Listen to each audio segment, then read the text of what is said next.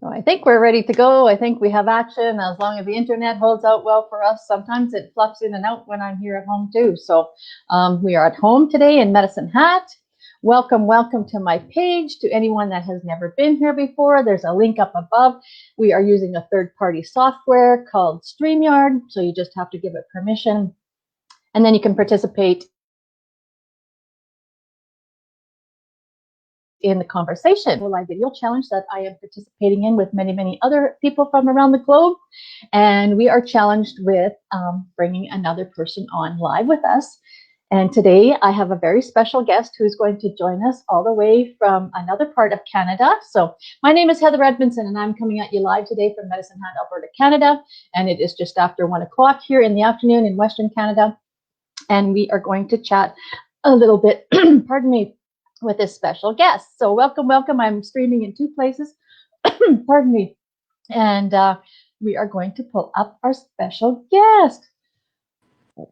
Welcome, welcome, Matt. Hey, nice to see you. Hey, how are you, Heather? It's been a long time since we've seen your smiling face on one of Helen's kind of products here, I guess you would say, one of her challenges for us. You haven't been in a challenge for a very long time. Oh, I haven't, and there's a really good reason why. I'll explain to you all about that in just a second. But yeah, no, it's great to see you on. It's great to be here. Fellow Canadian, good to see you here. Fellow Canadian, Happy yes. 1st of September. Oh gosh, where did our summer go? My gosh, Right? where did it go? Right. We have another Ontario person here. So there's Janet.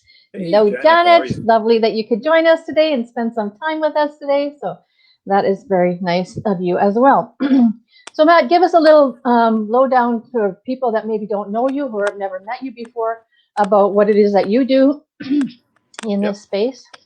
Sure. I work closely with entrepreneurs, predominantly using social media to create a footprint and start their own online business. And there's so many things going on in the online space. I've been an online entrepreneur now for about 13 years, and it's changed a lot. I mean, in that time frame, so much has changed.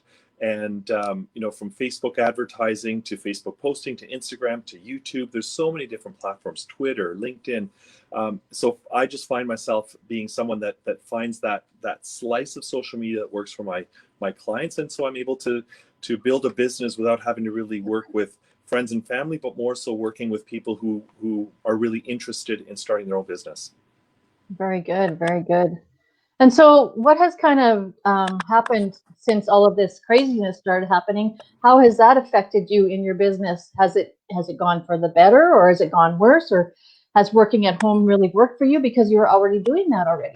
Yeah, it's interesting. I kind of say being an online entrepreneur creates a pandemic-proof business.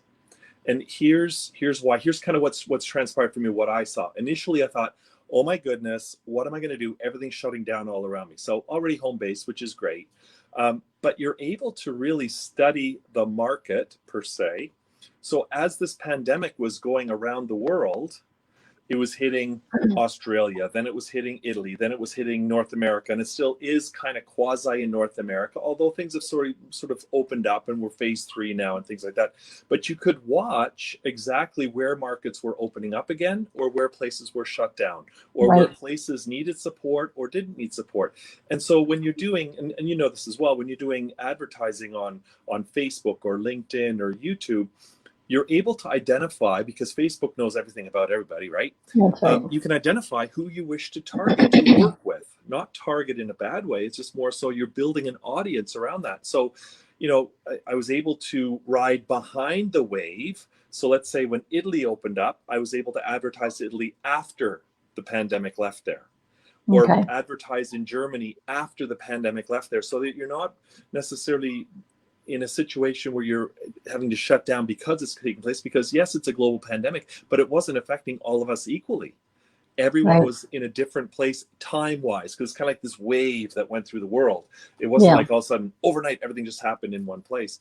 And so for me, I found that's where I saw it being pandemic proof, because I can reach out to people where they need a helping hand after the fact, as opposed to in the middle of it or beforehand. And so you can really build strong relationships with people, regardless of what your business is, specifically through social media. So I really found that to be exciting from that perspective, quite honestly. Initially, though, I didn't think it was going to be that way. Initially, I thought, oh my God, the world has come to a complete halt. Business, Yes. like as we know it, is not going to transact, but it's actually gone way higher for me because of being able to be specific in the markets that I want to play in. That's good. Yeah, That's a because long-winded answer for you a, there. a scary time for all of us. We didn't know how long this was going to last. We didn't know how it was going to affect anything, with all of a sudden kids being thrown at home and parents not being able to leave the house to go to a regular type job. The whole world was in chaos. So I'm sure with your advertising and trying to target certain people, you weren't trying to push things down their throat either at that time when they were dealing with enough stress. Right. And it makes so much sense to be able to do that. If I was only working in my neighborhood or in my sphere of influence here locally in Oakville, we're all going through the same thing. There's not, I don't see it as a great opportunity because we're all going through the same thing. We're all in lockdown together. But being able to reach broadly in a global marketplace, and I mean, you're playing in the global marketplace too.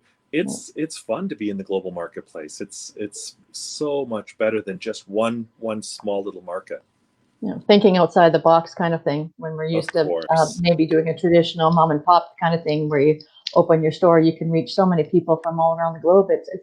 The internet is a powerful thing, and we would never have met if we wouldn't have been on a social platform like this. We would never have met and developed a relationship either. So exactly, it's very, very amazing. So I think you have a little thing to throw at Helen, just as a little curve, as a little treat for everybody out here that knows Matt and knows how they get along together with him and Helen. So here we go.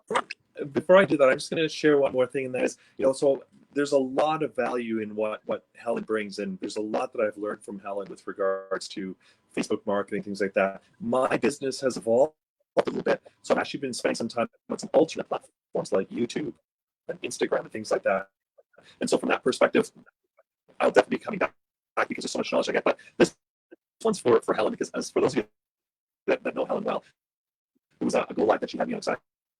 She won one of the Go Live challenges, and I got this wig. Let me just see what I can get. She loves to wear colorful clothes and things for all the different events. Yeah, so I love it. That's awesome.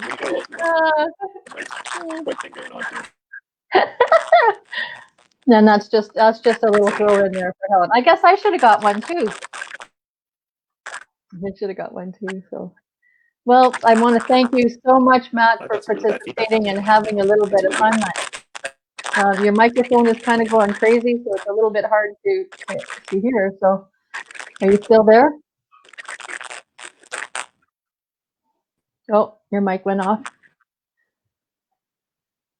Well, that's interesting. So yeah, we're just having a little bit of fun there with some costumes and some wigs, and I guess I should have got one too, so I could have participated a little bit more with that. So, Matt's just jumping off. So I wanted to thank Matt, and I wanted to thank everyone that was here with me live today for my Duel Live, and we will catch you all tomorrow for day 15, I guess it is, day 15 of the 21-day Go Live challenge, and I will try and hit Matt up and finish our conversation a little bit later. So thanks, everyone. Thanks, Janet, for popping on here live, and everybody else that's live. And like I said, if you're coming in on the replay, do let me know where you're coming in from, so I can give you a shout out after the fact. So have yourself a wonderful day, whatever time of the day it is for you, and we will talk to you guys again soon. Bye-bye.